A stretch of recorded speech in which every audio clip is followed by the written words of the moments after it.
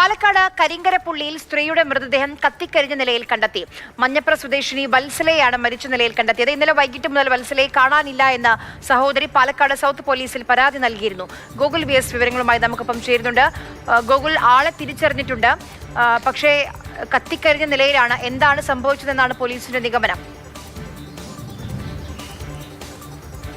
കഴിഞ്ഞ ദിവസമാണ് വത്സലയുടെ സഹോദരി പാലക്കാട് സൗത്ത് പോലീസിൽ പരാതി നൽകുന്നത്. വത്സലയെ കാണാനില്ല എന്ന് സംബന്ധിച്ച്. പിന്നീട് പോലീസ് അന്വേഷണം നടത്തിയപ്പോൾ വീട്ടിന് സമീപത്ത് നിന്ന് തന്നെ ഇവരുടെ മൃതദേഹം കത്തിക്കരിഞ്ഞ നിലയിൽ കണ്ടെത്തി.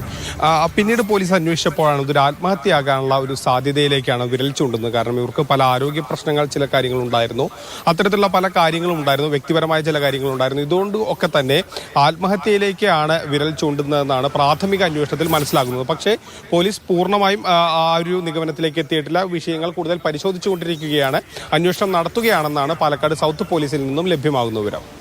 ശരി, ഗൂഗിൾ VS ആണ് വിവരങ്ങൾ നൽകിയത്.